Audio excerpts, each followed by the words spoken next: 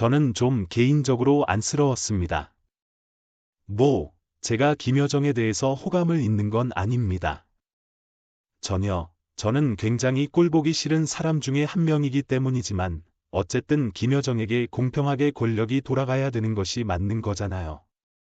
하지만 김여정은 자기 오빠의 그늘에 가려져서 지금 어떻게 보면 오빠를 수행하는 일 그 이상의 것을 수행할 수가 없는 위치에 있습니다. 하지만 김주는 님보다 훨씬 어리고 아무것도 모르지만 김정은의 딸이라는 이유 하나 때문에 어떤 경력도 없고 어떤 명분도 없지만 결국은 딸이라는 이유만으로 후계자 반열에 오른 거잖아요. 지금 저는 김여정이 앞에서 웃고 있지만 상당히 속이 안 좋을 거다라는 생각이 듭니다. 김주의 후계자 수업을 받는다는 언론 보도가 있었는데 어떤 내용인가요? 최근에 김주의 언론 노출 빈도가 좀 많이 떨어졌습니다.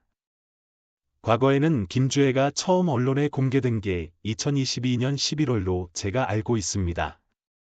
2022년 11월 이후에 상당히 자주 노출 빈도가 잦았는데, 그게 이제 좀 줄어들어 3개월에 한 번 정도 나오거나 혹은 아버지의 현지 지대를 동행했으며 노동신문에는 나오지 않는 식으로 조금 가려지고 있어요.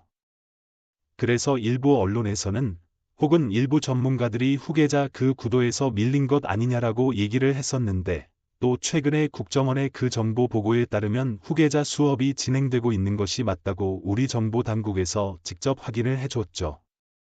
그러니까 그 말은 우리 정보 당국이 그렇게 확인해 줄 정도면 사실상 거의 90% 확률로 지금 후계자 반열에 올라섰고 후계자 수업이 진행 중이라고 봐야 됩니다. 그러면 국민들이 궁금해할 거예요. 후계자 수업이라는 게 뭐냐라고 했을 때 후계자 수업이라는 것은 결국은 리더십을 가르치는 겁니다.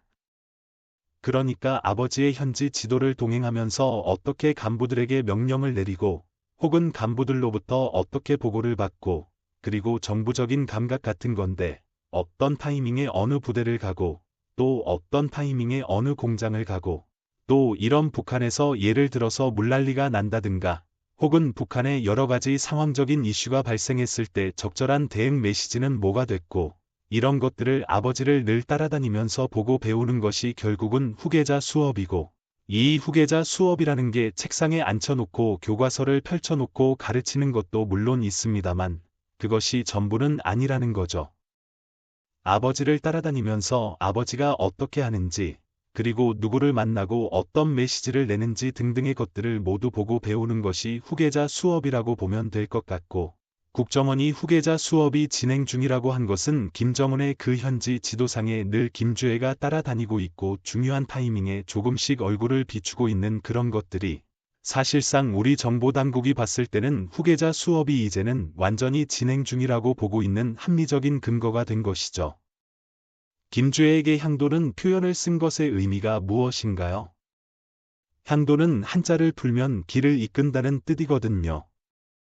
길을 밝힌다는 뜻도 있지만 앞에서 앞장서서 이끈다는 말이 있습니다. 예전에 북한에서는 김정일이나 김정은을 인민의 향도자라고 부른 적이 있습니다. 혁명의 향도장, 즉 맨 앞에서 북한이 주장하는 그런 혁명이라는 것을 앞에서 이끈다. 혹은 북한 인민들을 앞장서서 이끈다. 리더라는 개념으로 쓰이는 것이 향도라는 개념이거든요. 향도라는 개념이 우리 한국에는 그렇게 익숙한 개념은 아니에요. 한자기 때문에 이해할 수는 있겠지만 우리가 자주 사용하는 그런 용어는 아니잖아요.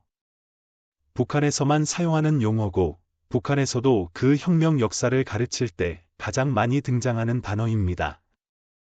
그래서 북한 주민들도 일반 주민들은 향도가 뭐지라고 약간 긴가민가할 수도 있는데 혁명 역사나 혹은 북한에서 어떤 세뇌 교육을 굉장히 잘 받은 사람이라면 단번에 이해할 수 있는 그런 단어고 그 향도라는 단어가 등장한 곳이 노동신문인데 이 노동신문은 북한의 조선노동당의 기관지입니다. 북한 조선노동당에서 관리하는 당보라고 보면 됩니다. 그러면 그 당보에 향도라는 단어가 올라왔다는 것은 결국 앞으로 김주애가 조선노동당을 이끌 미래의 지도자라는 것을 암시적으로 보여주고 있는, 즉 북한 주민들에게 이미 김주애가 후계자가 되었다라는 것을 세뇌시키는 과정의 하나라고 보시면 될 것 같고, 그 향도라는 단어가 등장을 했기 때문에 과거의 김주의 후계자 여부에 대해 상당히 비관적으로 보던 학자들도 향도라는 단어, 그리고 그 향도라는 단어가 노동신문 일면의 메인 단상에 오른 걸 보고 이제는 김주애가 후계자가 맞구나라고 본인들의 생각을 바꾼 계기가 되었죠. 김여정이 조카 김주애에게 깍듯이 의존하는 모습이 포착됐는데 어떤 의미인가요? 저는 좀 개인적으로 안쓰러웠습니다. 제가 김여정에 대해서 딱히 어떤 호감이 있는 건 아닙니다. 전혀. 저 굉장히 꼴보기 싫은 사람 중에 한 명이기 때문이지만 어쨌든 김여정에게 공평하게 권력이 돌아가야 되는 것이 맞는 거잖아요. 하지만 김여정은 자기 오빠의 그늘에 가려져서 지금 어떻게 보면 오빠를 수행하는 일 그 이상의 것을 수행할 수 없는 위치에 있지만 김주애는 본인보다 훨씬 어리고 아무것도 모르지만 김정은의 딸이라는 이유 하나 때문에 어떤 경력도 없고 어떤 명분도 없지만 결국은 딸이라는 이유만으로 후계자 반열에 오른 거잖아요. 지금 저는 김여정이 앞에서 웃고 있지만 상당히 속이 안 좋을 거다라는 생각이 듭니다. 저는 좀 궁금합니다. 김여정이 지금 무슨 생각을 할지. 이게 어떻게 보면 명분이나 실력이나 실리, 이 모든 것들을 따져봤을 때 김주애, 즉 북한에서 여성이 최고 지도자의 반열에 오를 수 있다는 그런 관념이 생긴다면 가장 먼저 권력의 순번이 돌아가야 되는 사람은 김여정이거든요. 김여정도 자기 오빠와 마찬가지로 김정일의 딸이고 이게 숨겨둔 자식이라거나 버린 자식이라거나 이게 아니잖아요. 정말 인정받는 김정일이 굉장히 아끼던 그런 딸이기 때문에 정통성은 있는 거죠. 김주애가 김정은의 딸인 것처럼 김여정도 김정일의 딸이다. 그럼 굉장히 확고한 정통성이 있습니다. 결국 모든 문제는 김정은이 살아있을 때는 발생하지 않습니다. 김주애를 보호하는 역할을 김정은이 하고 있고 더 중요한 것은 현재 김주애를 보호하고 있는 것은 김정은뿐만이 아니라 김정은의 와이프 이설주입니다. 지금 누구보다 강력한 김주애 보호자로서 역할을 하고 있거든요. 그렇기 때문에 지금 김여정이 할 수 있는 건 아무것도 없고 만약 김여정이 여기에 대해서 아주 사소한 불만이라도 제기할 경우 숙청될 가능성이 높습니다. 하지만 김정은이 죽고 난 이후의 김여정의 행보는 우리가 굉장히 중요하게 봐야 될 부분이고요. 김정은도 사실 장성택을 처음에 있어서 굉장히 어려운 과정을 거쳐서 결국 장성택을 겨우 처했는데 과연 그 모든 과정을 이미 지켜본 김여정이 김정은이 주어하면 가장 먼저 제거돼야 될 장이 자신이라는 건 누구보다 잘 알 겁니다. 그렇기 때문에 먼저 선수를 치려둘 수도 있을 것 같고요. 이 방송을 김여정이 봤으면 좋겠어요. 저는 김여정을 응원하는 사람입니다. 저는 김주애에게로 권력이 넘어가는 것에 상당히 불만이 많은 사람이고요. 그렇기 때문에 김여정도 분명 자기가 가장 첫 번째 타겟이 될 거라는 건 알고요. 그리고 혹시나 자기는 다르지 않을까라고 생각할 수도 있어요. 과거에 물론 그런 선례들이 많았지만 사람은 결국은 당해보지 않고 모르는 거기 때문에 난 다르겠지고 생각할 가능성이 높은데 명백하게 말씀드립니다. 다른 거 하나도 없고요. 김여정도 이제 제2의 장성택이 될 가능성은 2500%입니다. 그렇기 때문에 김정은이 죽고 나면 김여정이 살기 위해서는 먼저 치는 것이 먼저 본인이 손에 검을 들고 나서는 것이 본인이 살 수 있는 유일한 길이다라는 걸 좀 알았으면 좋겠어요. 김여정과 김가의 권력 싸움이 발생할 시 한반도에 미치는 영향은 매우 크겠죠. 왜냐하면 지금 한반도가 아이러니컬하게도 조금 조용해질 수 있는 건 북한의 독재 체제가 매우 강력하게 자리를 잡고 있으면 한반도에서 그렇게 큰 이슈는 발생하지 않습니다. 권력 구조가 변함이 없기 때문에 한국과 북한 사이의 으르렁거림은 늘 있어 왔던 일이잖아요. 하지만 권력 구조에 큰 변화가 없고 북한 체제 구조에서 큰 변화가 없다면 그냥 그 상태 유지가 쭉 되는 겁니다. 현상 유지가. 하지만 김여정과 김주애 사이에 이제 그 왕권을 두고 다툼이 벌어진다면 북한은 산산조각 날 가능성이 높죠. 그리고 누가 이기든지 간의 데미지가 굉장히 클 겁니다. 체제가 유지가 불가능할 정도로 데미지를 입을 수도 있어요. 그리고 또 그 둘만 싸우는 것이 아니라 그 둘만 권력에 관심 있는 건 아니잖아요. 북한의 군부도 여자 둘이 뭐 하는 거냐, 우리가 아예 권력을 잡겠다고 나설 수도 있는 것이고요. 또 기존의 엘리트들도 이제는 모두에게 기회가 차려지는 건 아니냐라고 하면서 박씨, 장씨, 고씨 다 들고 나오겠죠. 그러면 저는 북한은 종심이 깊은 나라가 아니고 체력이 그렇게 좋은 나라가 아니기 때문에 순식간에 무너질 겁니다. 그 순간에 우리가 가장 경계해야 되는 것은 중공군입니다. 중국이 북한에 들어오는 것을 가장 경계해야 되는 것이고, 만약 체제가 위험하게 됐을 때 북한의 극단주의자들에 의해서 북한의 극단주의자들 손에 병권이 주어지는 것이 가장 우리에게는 큰 위협이 될 수도 있고요.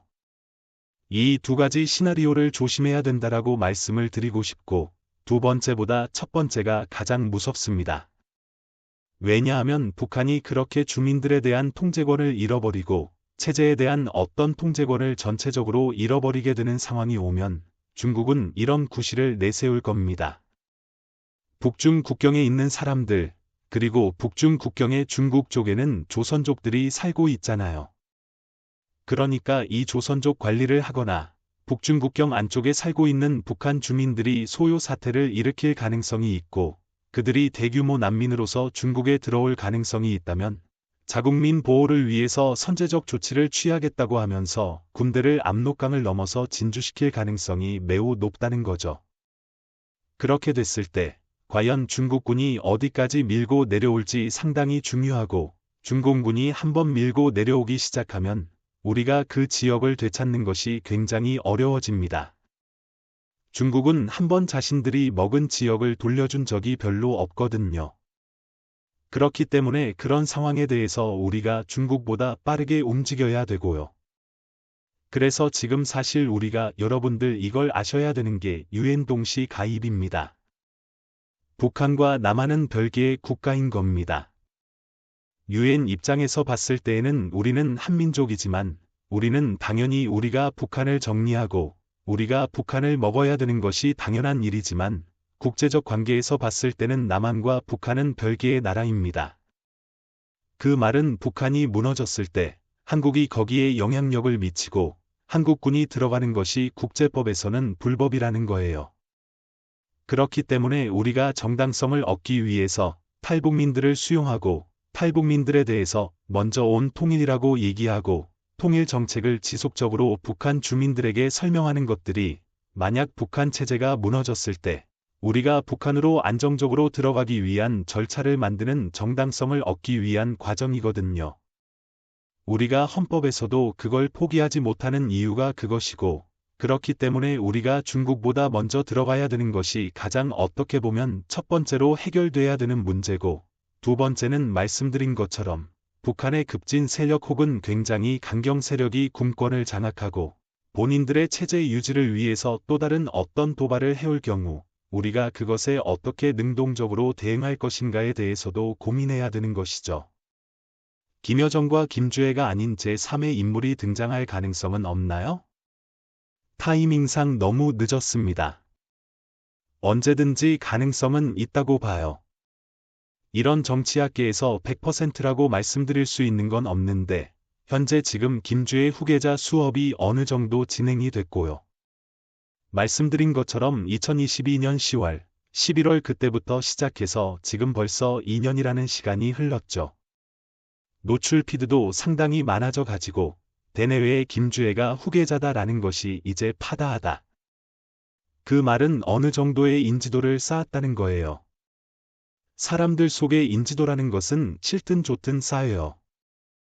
하지만 갑자기 어떤 새로운 뉴페이스가 등장해서 다시 그 과정을 밟아야 된다는 건데, 그러기에는 시간적으로 너무 부족하고, 그리고 그것이 가져올 여러 가지 혼란이나 혹은 북한 주민들의 반발을 생각했을 때 그럴 가능성은 없지 않나라는 생각이 듭니다.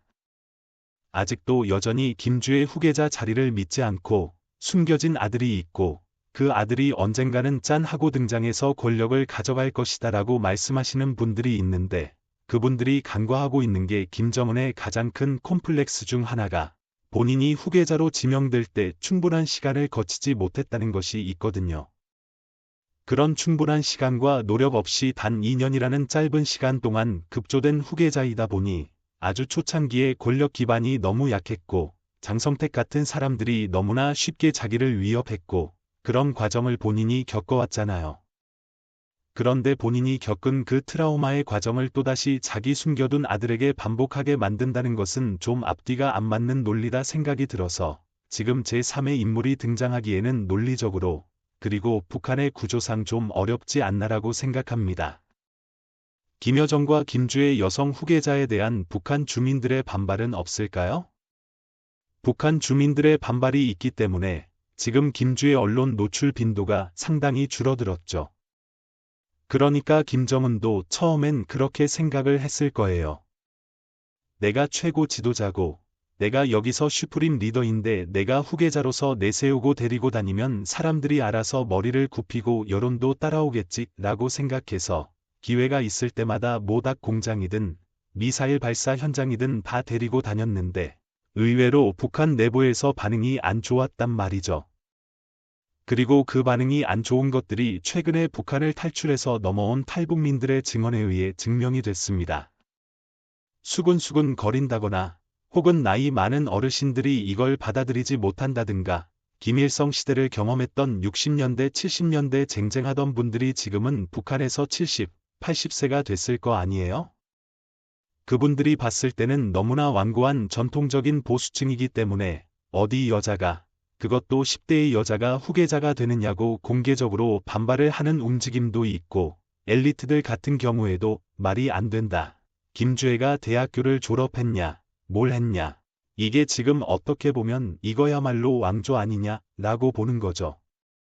지금 거의 세자를 교육시키겠다는 건데 너무 말이 안 된다고 얘기하기 때문에 이런 얘기도 나온다고 합니다.